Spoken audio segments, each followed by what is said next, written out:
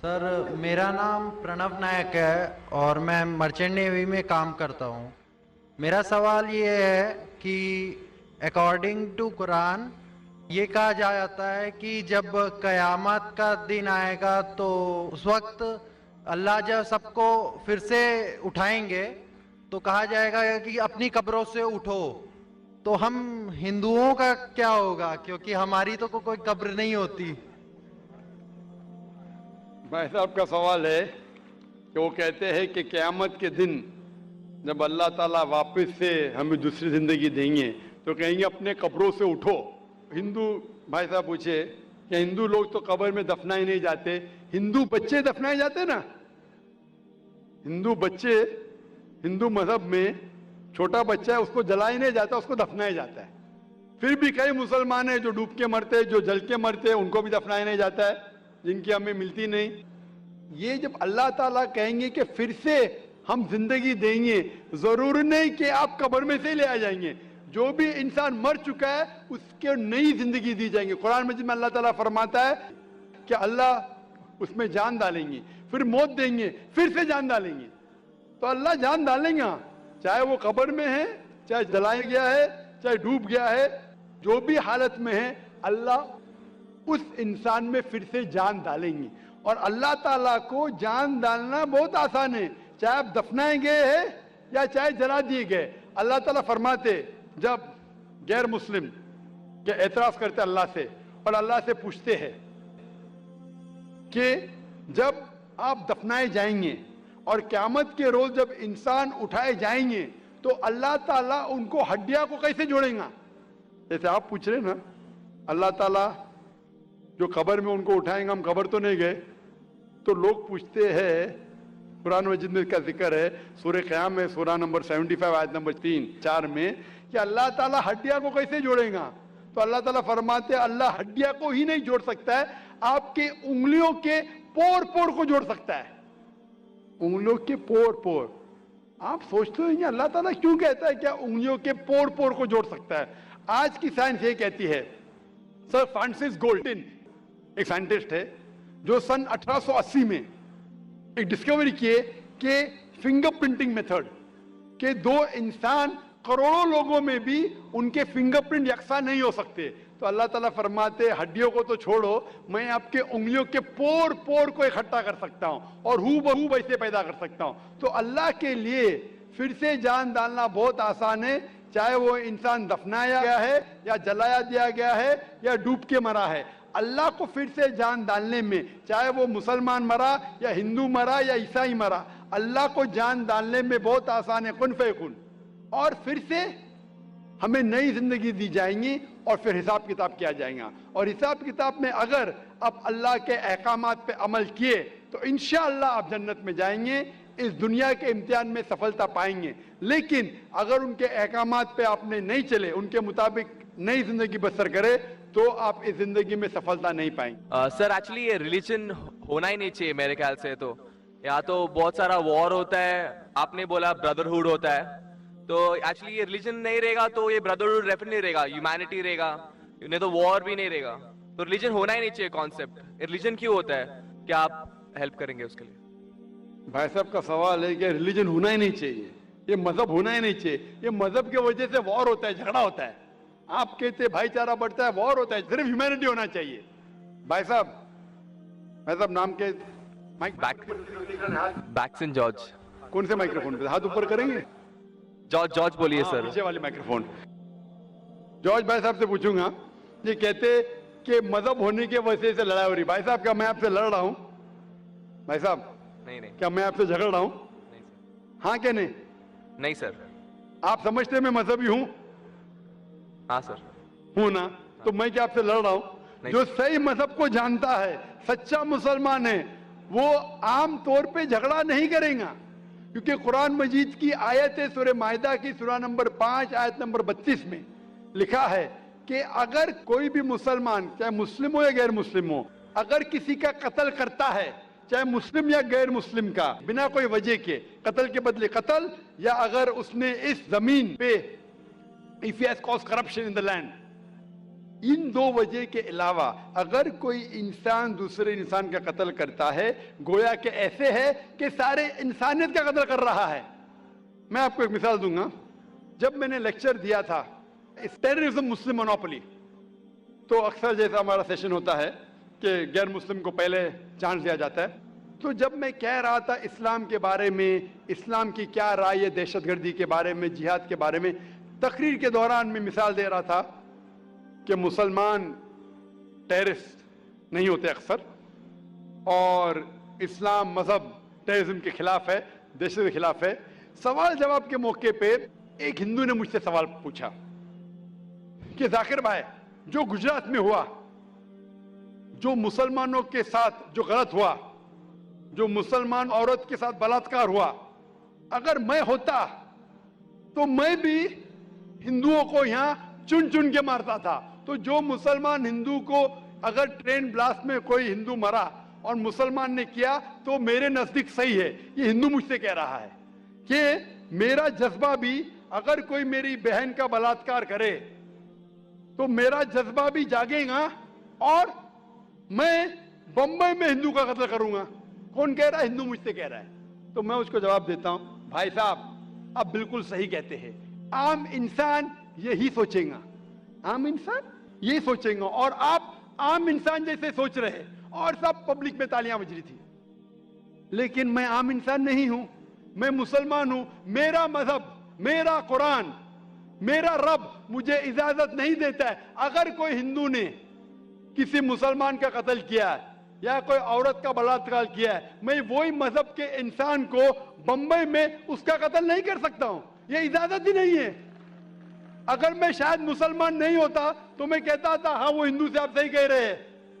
میرا مذہب مجھے اجازت دیتا ہی نہیں. یہ آپ کی انسانیت ہے جو کہہ رہی ہے. مسلمان ہونے کے لیے انسان ہونا فرض ہے، لیکن اسلام انسانیت سے اونچا ہے. کیونکہ میں مسلم ہوں، کتنا بھی جذبہ مجھ میں ہوگا، لیکن میں میرے رب، میرے خالق، میرے اللہ سبحانہ و تعالیٰ کے حکم کے خلاف نہیں جا سکتا ہوں. جو شخص نے کوئی مسلم عورت کا بلاತ್کار کیا اس کو پکڑو اور اس کو پولیس کے حوالے کرو، پکڑ کے سزا دو. لیکن دوسرے انسان کو وہی مذہب کے اگر میں قتل کروں گا، یہ بالکل اسلام کے خلاف ہے. آپ سوچئے، ہندو کے رشتہ دار سوچنے لگیں گے نا یہ کیسا مسلمان، کیسا اسلام مذہب ہے. میرے بھائی نے کیا غلطی کیا تھا کہ اس کا قتل ہوا؟ مذہب نہیں سکھاتا آپس میں بیر رکھنا. ہندی ہے وطن ہے ہندوستان ہمارا. آپ جو کہہ رہے انسانیت کا سبق جو کہہ رہے آپ، انسانیت اچھی چیز ہے، لیکن اسلام انسانیت سے اوپر ہے. اسلام انسانیت سے اور اونچا ہے. اور جب آپ مذہب سیکھیں گے تو کئی چیز جو انسان جذبے سے کرتا ہے جو غلط ہے، اگر آپ سچے مذہبی ہے تو یہ غلط نہیں کہیں گے، یہ غلط کام کبھی بھی نہیں کہیں گے. جو لوگ مذہب کے نام پہ غلط کام کرتے ہیں ان کو دوشی ٹھہرائیے، میں آپ کے ساتھ ہوں.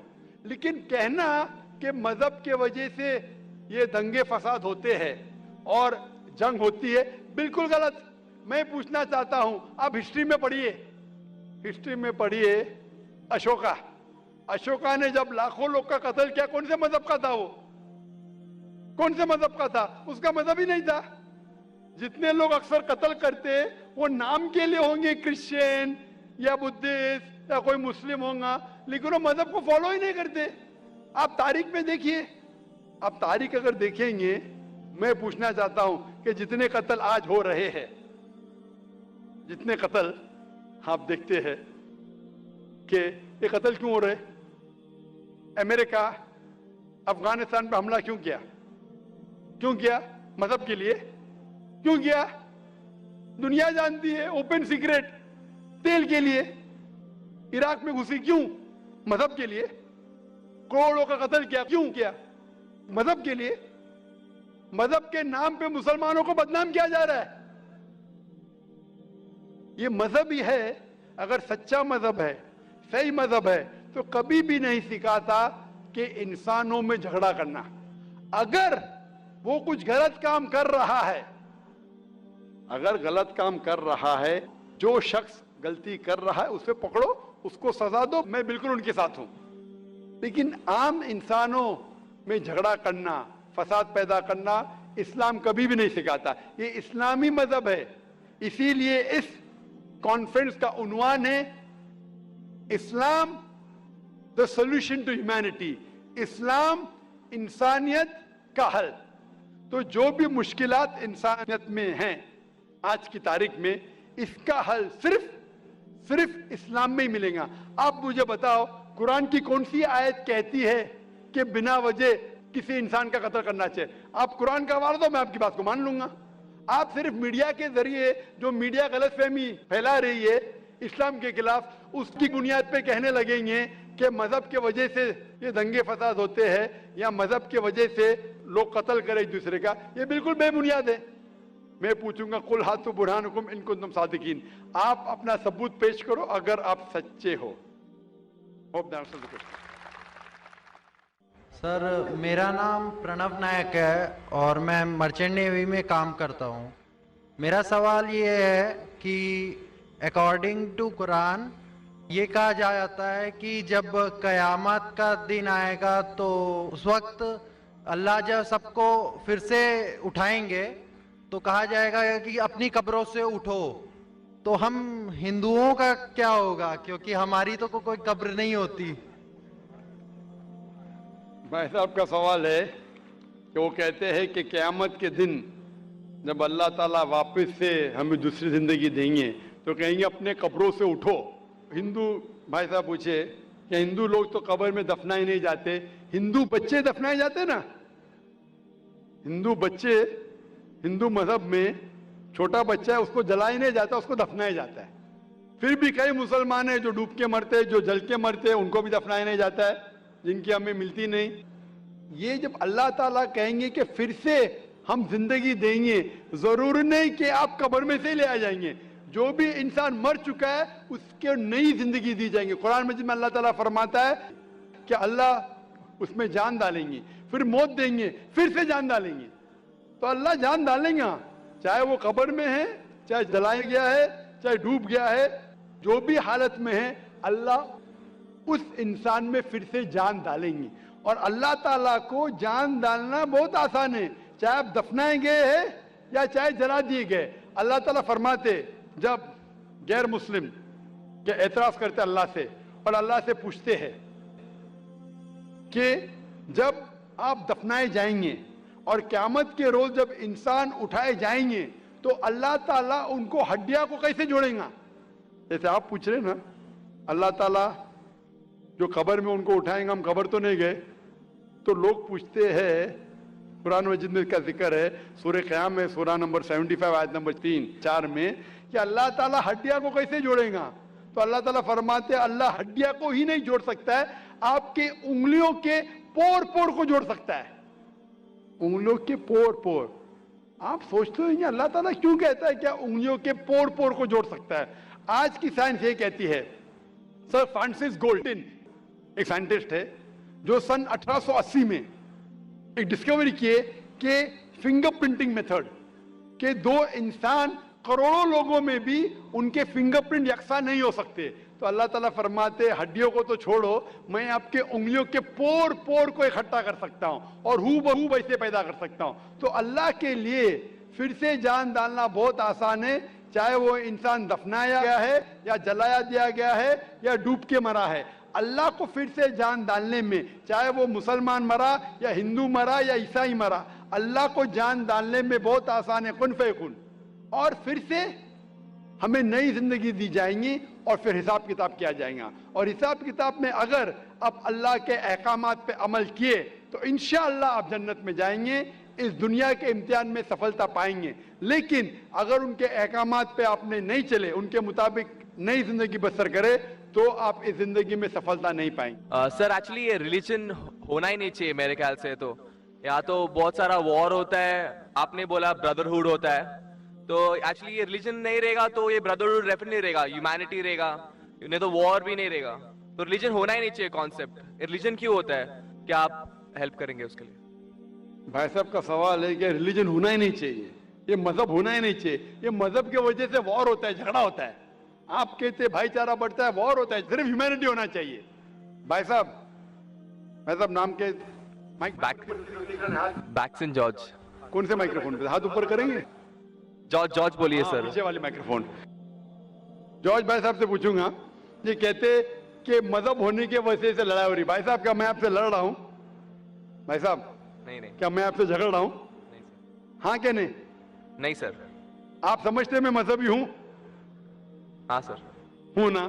تو میں کیا آپ سے لڑ رہا ہوں؟ جو صحیح مذہب کو جانتا ہے, سچا مسلمان ہے, وہ عام طور پہ جھگڑا نہیں کرے گا, کیونکہ قرآن مجید کی آیت ہے سورہ مائدہ کی سورہ نمبر 5 آیت نمبر 32 میں لکھا ہے کہ اگر کوئی بھی مسلمان, چاہے مسلم ہو یا غیر مسلم ہو, اگر کسی کا قتل کرتا ہے, چاہے مسلم یا غیر مسلم کا, بنا کوئی وجہ کے, قتل کے بدلے قتل, یا اگر اس نے اس زمین پہ if he has caused corruption in the land, ان دو وجہ کے علاوہ اگر کوئی انسان دوسرے انسان کا قتل کرتا ہے, گویا کہ ایسے ہے کہ سارے انسانیت کا قتل کر رہا ہے. میں آپ کو ایک مثال دوں گا. جب میں نے لیکچر دیا تھا ٹیررزم مسلم مونوپولی, تو اکثر جیسا ہمارا سیشن ہوتا ہے کہ غیر مسلم کو پہلے چانس دیا جاتا ہے, تو جب میں کہہ رہا تھا اسلام کے بارے میں, اسلام کی کیا رائے ہے دہشت گردی کے بارے میں, جہاد کے بارے میں, تقریر کے دوران میں مثال دے رہا تھا کہ مسلمان ٹیررسٹ نہیں ہوتے اکثر, اور اسلام مذہب ٹیررزم کے خلاف ہے, دہشت کے خلاف ہے. سوال جواب کے موقع پہ ایک ہندو نے مجھ سے سوال پوچھا کہ ذاکر بھائی, جو گجرات میں ہوا, جو مسلمانوں کے ساتھ جو غلط ہوا, جو مسلمان عورت کے ساتھ بلاತ್کار ہوا, اگر میں ہوتا تو میں بھی ہندوؤں کو یہاں چن چن کے مارتا تھا. تو جو مسلمان ہندو کو, اگر ٹرین بلاسٹ میں کوئی ہندو مرا اور مسلمان نے کیا تو میرے نزدیک صحیح ہے. یہ ہندو مجھ سے کہہ رہا ہے کہ میرا جذبہ بھی, اگر کوئی میری بہن کا بلاತ್کار کرے تو میرا جذبہ بھی جاگے گا اور میں بمبئی میں ہندو کا قتل کروں گا. کون کہہ رہا ہے؟ ہندو مجھ سے کہہ رہا ہے. تو میں اس کو جواب دیتا ہوں, بھائی صاحب آپ بالکل صحیح کہتے ہیں. عام انسان یہی سوچیں گا, عام انسان یہی سوچیں گا, اور آپ عام انسان جیسے سوچ رہے, اور سب پبلک میں تالیاں بج رہی تھی.